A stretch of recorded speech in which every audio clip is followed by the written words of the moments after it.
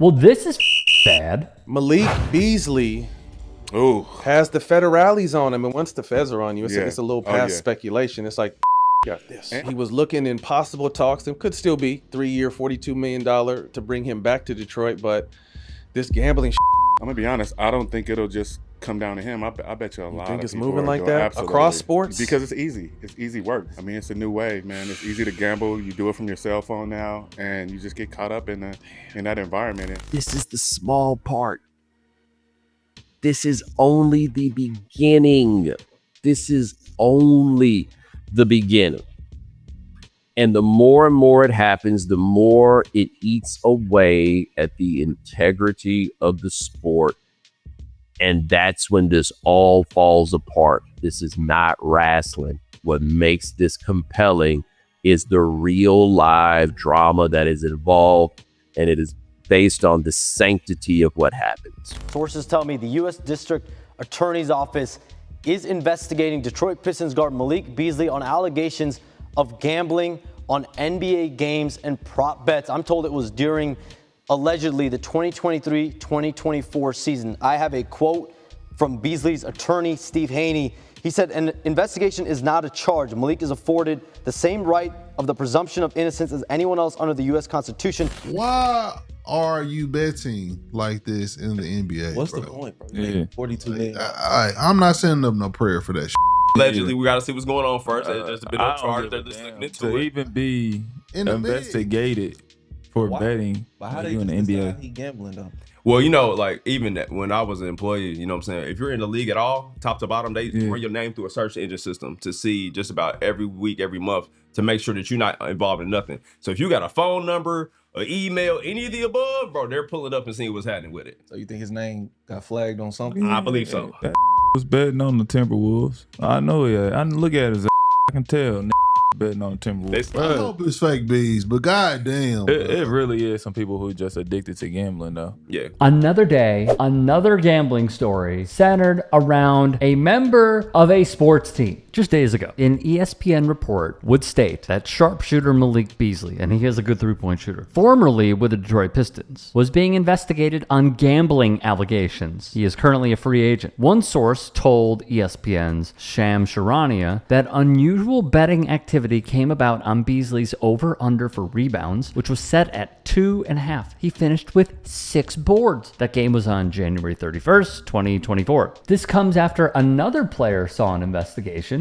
that being Terry Rozier, formerly of the Boston Celtics, where he earned the moniker Scary Terry. So this all stemmed from also unusual betting activity involving the player himself. The United States, rather the U.S. Attorney's Office for the Eastern District of New York, is looking into it. The game was played in March of 2023. And of course, this. Tonight, the NBA is doling out a lifetime ban to Raptors forward Jontay Porter Jr. after a league investigation uncovered blatant violations of our gaming rules. Porter is accused of manipulating his own performance and tipping off bettors, which Commissioner Adam Silver commented on days ago. It's cardinal sin, that what he's accused of in the NBA. Porter is the first active player or coach expelled from the league for gambling in 70 years. Adam Silver had no choice but to drop the hammer today. According to a league investigation, Porter placed at least 13 bets on NBA games, netting about $22,000, shared confidential information about his own health status to a known NBA bettor, and limited his own game participation to influence the outcome of bets tied to his performance. He then gets into a game against the Sacramento Kings and within 3 minutes takes himself out,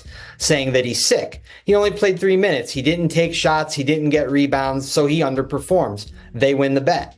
NBC News was unable to reach Porter for comment. On the topic of Malik Beasley, uncovered by the Detroit Free Press, Beasley has been sued by the following parties. One company called South River Capital, which lends money to professional athletes, won a near $6 million judgment against the NBA player in the year 2022. A marketing firm called Hazan Sports Management Group is suing Malik Beasley for over over $2 million for what they say is alleged breach of contract. The company would claim Beasley was given $650,000 straight cash, homie, shout out Randy Moss, in advance against future marketing revenue, and he never paid it back. He was served a copy of the suit during the Pistons' first-round playoff series, which was awesome, by the way, against the New York Knicks. The piece would continue. A dentist in Wisconsin won a judgment that totaled just about $35,000 against Beasley. A celebrity barber also got a W in the form of a judgment worth over $26,000. Beasley would also be sued by an apartment building for over $14,000 because of what they say is unpaid rent. That suit was dismissed, though he would be sued again. That hearing is taking place in July. But it's going to go farther and farther, and the assumption always is that somebody who does this, like Jontay Porter, is desperate and owes people money, and that's how they get caught up. This gambling thing is going to hit our entire society. It's going to, and the reason is very simple. It's one thing when you had to go to the track to bet, but now the OTB is in your pocket. Right? Like I think I told you, I was reading this book that made a very important point about being online, is that online used to be a place you had to go, right? You had to sit down at your computer and next thing you know, you was online. Well, now online is a place that goes everywhere that your phone goes. You're always online. That means with the casino that you're always at the casino.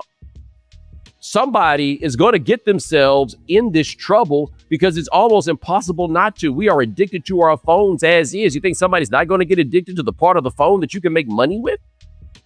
It's going to come. It's here, right? What gets me, okay, and I'm going to be very blunt about this, is how so many people and so many media companies are not calling out the sheer hypocrisy of leagues being in bed with sportsbooks. I discussed this previously, how there was an allegation that Shams Charania, who we saw in this very piece, he is a newsbreaker. All right. All credit to him. He works his tail off to get those scoops. All right. What gets me is he potentially affected the betting lines as it pertained to the NBA draft just with a single tweet. It's sort of like Donald Trump controlling the stock market with a tweet. Like, that's the effect that these people have in sports. And ESPN, who is letting go of journalists left and right, outside the lines, E60, real journalism, gone. And they're replacing them with the McAfees of the world. And in doing so, they are protecting what is going to be, and probably is at this point, a key asset, their sportsbook. Yes,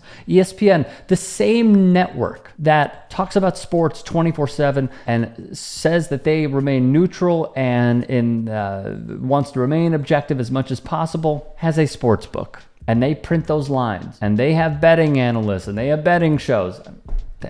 It's a weird conflict of interest, and it seems completely unethical.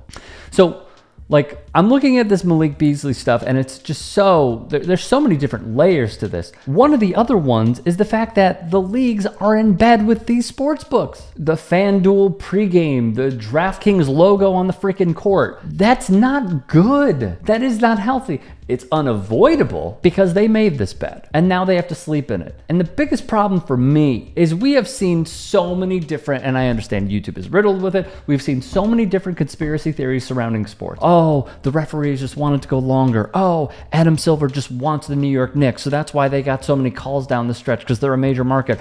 Oh, the problem is in this boxing match, this dude, it seems like he took a dive. But it's always been dispelled. And now you have athletes who may be placing wagers on games that they participate in. I said may, and I emphasize that because we are going to learn more. And what this is going to affect is the most important thing of all in this industry, the integrity of the game. That is a humongous thing. If we know that integrity is compromised, it's going to be like seeing Vladimir Putin score 28 goals in a match and everyone's saying, oh my God, he's just great, when the opposition is giving up.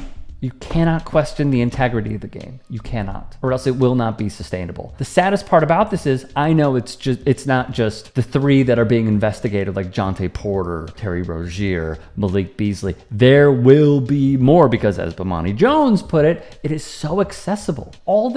There are sports books, not that a player would do this, but just to understand how close of a relationship it is. There are sports books where you could place bets at the game in Stadia For the record, as I close, years back, and this is many, many years ago, probably 10 years ago at this point, I thought, yeah, this is good. Like, people should be allowed to wager on sports. I think it's good. And seeing the harm that it has done to so many people, that's why you've seen such a reverse with how I feel about this. Because it is not only detrimental to society, it's not only detrimental to the person, it is detrimental to the game. We're so far gone at this point, I don't really know where we're going or what the solution is, but I am telling you, it is going to crush the industry.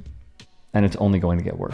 Hey, I appreciate you watching. Now, if you can, please do become a channel member by going to youtube.com/TYT Sports and clicking the join button. If that's too much for you, you can just go to tyt.com/join to become a member. It helps all of us out here at the Young Turks and keeps our network afloat. In addition, you could follow me on my socials on Twitter, Instagram, and TikTok. Appreciate the love. Have a great day.